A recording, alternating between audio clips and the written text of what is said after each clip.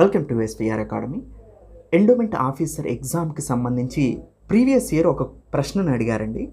వినాయక పూజ అంటే వినాయక పూజ చేస్తారు కదా, దాంట్లో ఎన్ని రకాల లీవ్స్ అంటే ఆకులతో పూజ చేస్తారు, ఎన్ని రకాల లీవ్స్ని ఉపయోగిస్తారు అని అడిగారు. 21 లీవ్స్ను ఉపయోగిస్తారండి. 21 లీవ్స్ ఏంటో తెలుసా?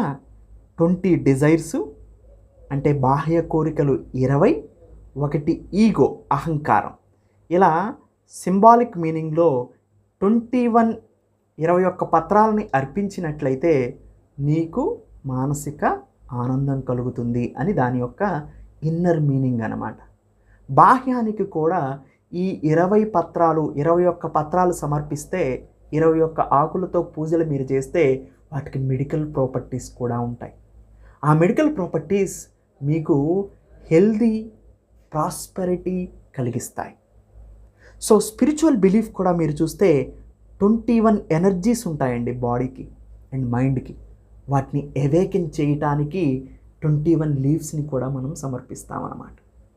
ఇలా హిందూయిజంలో లేదా సనాతన ధర్మంలో చాలా డీప్ హిస్టారికల్ మీనింగ్ ఉంటుంది. దాన్ని అర్థం చేసుకోవటంలో పొరపాట్లు దొరుకుతాయన్నమాట. దాన్ని అర్థం చేసుకోవటంలో పొరపాటు దొరకకుండా చూస్తే దాంట్లో ఉన్న డెప్త్ అనేది మనం అర్థం చేసుకోగలుగుతాం.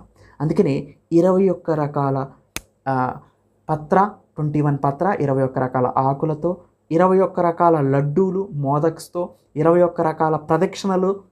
అందుకనే 21 అంటే ఇది బాహ్య కోరికలు, అహంకారం వీటన్నిటిని వదిలేయటం అన్నమాట. 21 రకాల పత్రాలతో పూజలు చేయటం. ఇలా మనం స్పిరిచువల్ మీనింగ్, సింబాలిక్ మీనింగ్, ఇలా అనేక రకాలైన మీనింగ్తో దీన్ని మనం మలుచుకోవచ్చు. మొత్తానికి వినాయక పూజలో 21 రకాల లీవ్స్ని ఉపయోగిస్తారు, పత్రాలని ఉపయోగిస్తారు. Thank you. Have a nice day.